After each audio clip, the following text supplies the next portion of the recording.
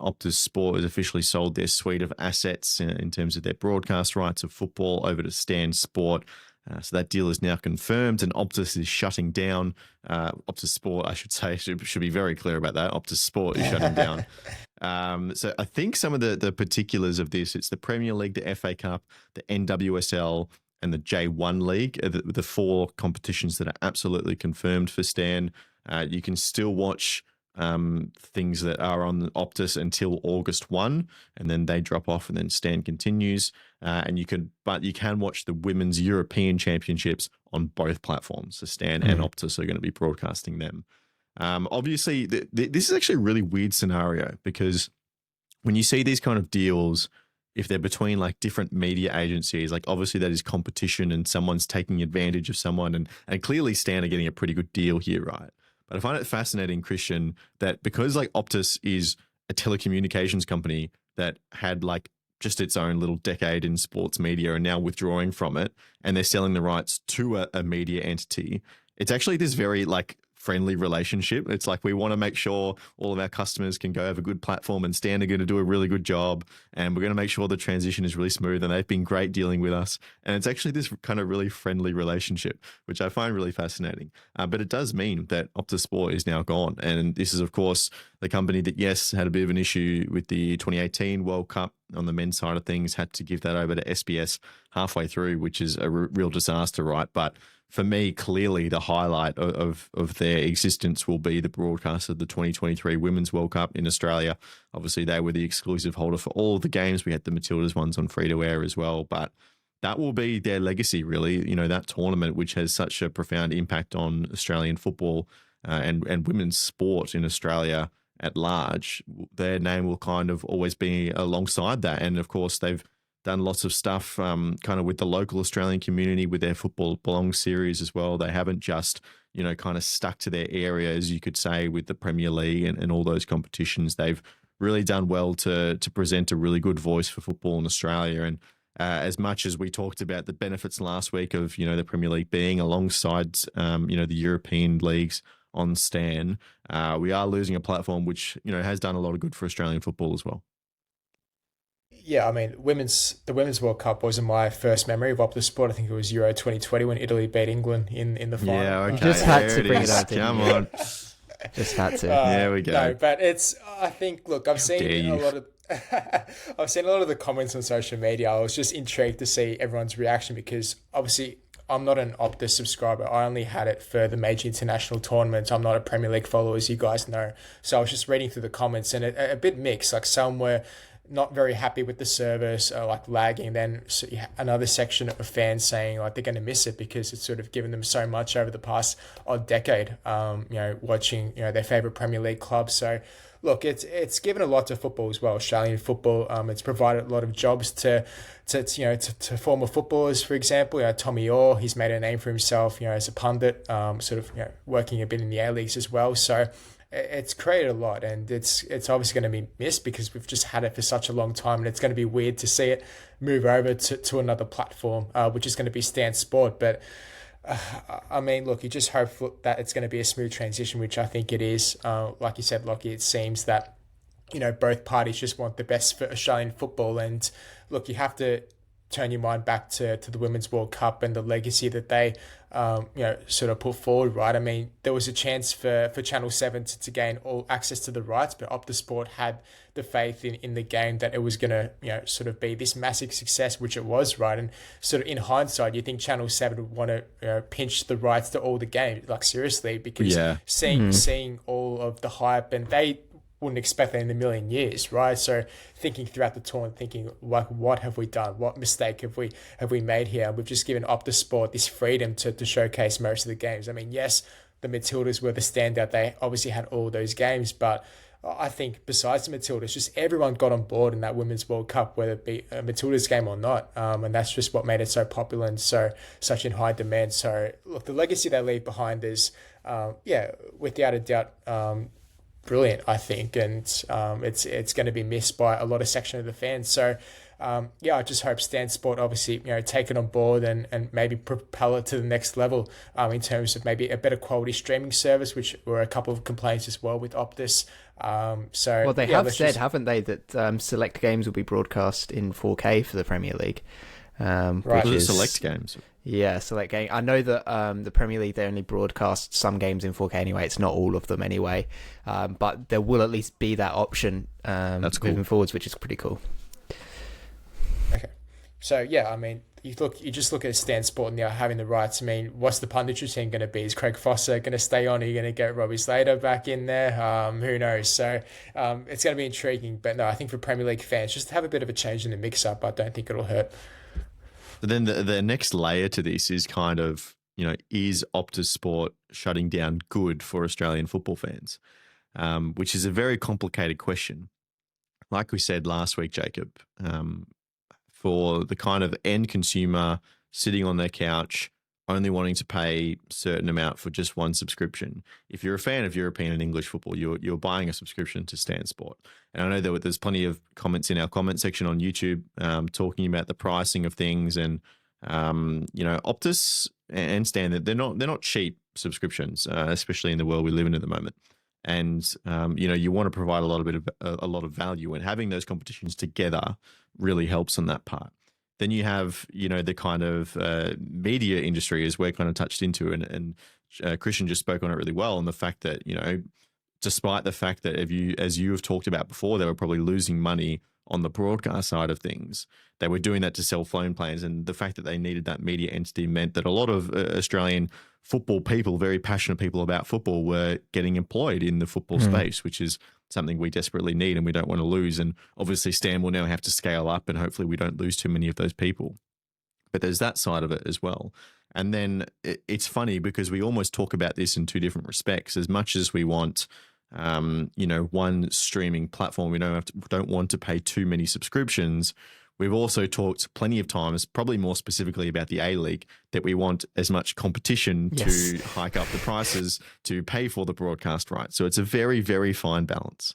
We also want competition so we don't end up in the Foxtel days where they start to lose interest in it, I suppose, a little bit, and the product falls off, and we then sort of entered those dark ages of the late Foxtel days, especially with A-League coverage. So competition is always good in that regard as well, of breaking up a monopoly. But for convenience sake, it's great to have it all in one space. And obviously the A-League and stuff, that's couple of years down the line still, whether they're even interested in it or if they're quite happy with just being the home of European football in Australia.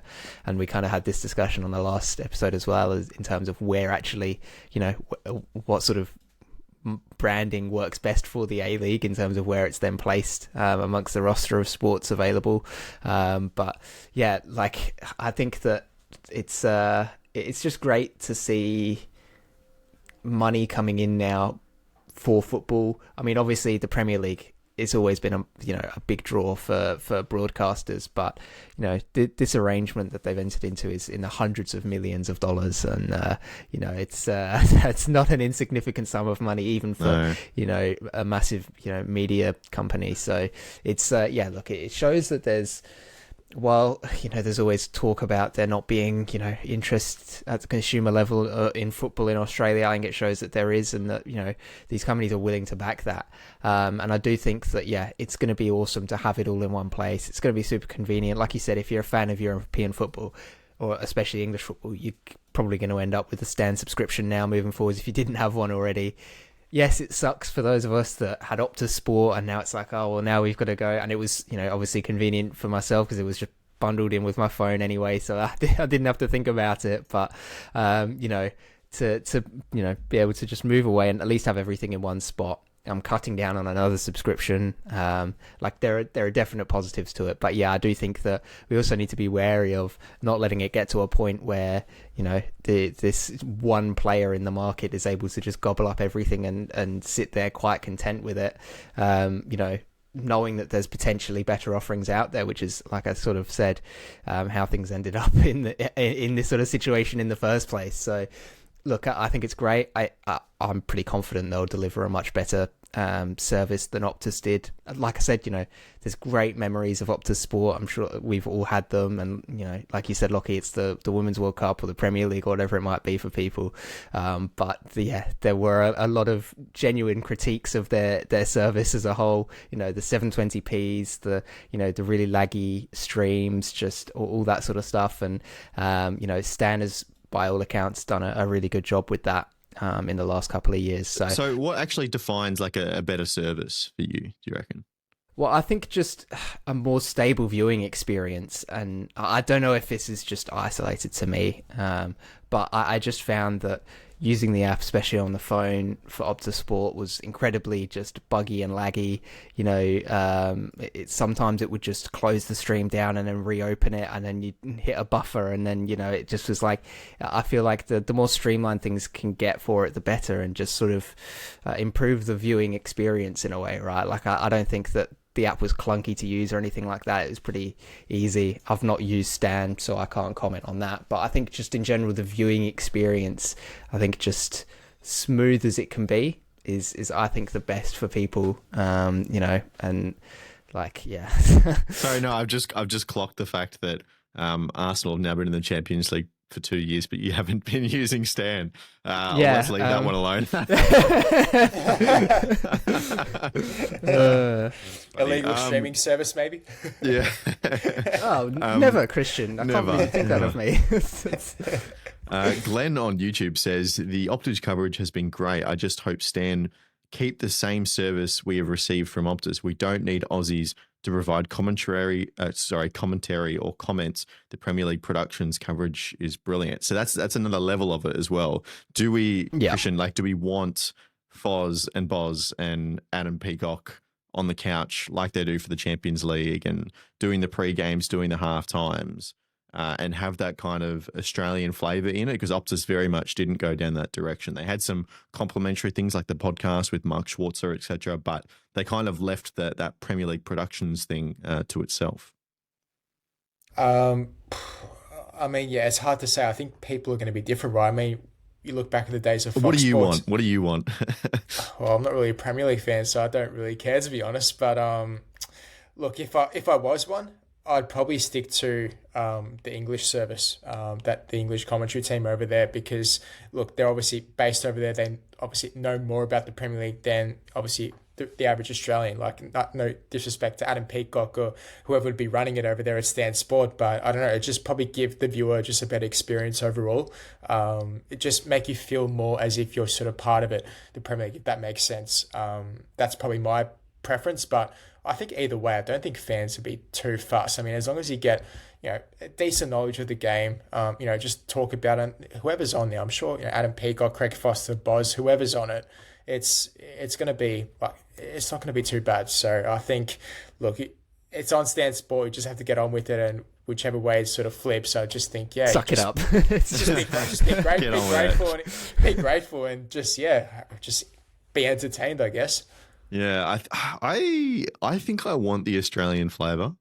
I think it helps grounds us a little bit. And I think the really good thing that Peacock and the other two do on the Champions League coverage is obviously, they're up early in the morning as well. They're kind of talking about it from that perspective of an Australian fan waking up really, early in the morning passionately to watch their team.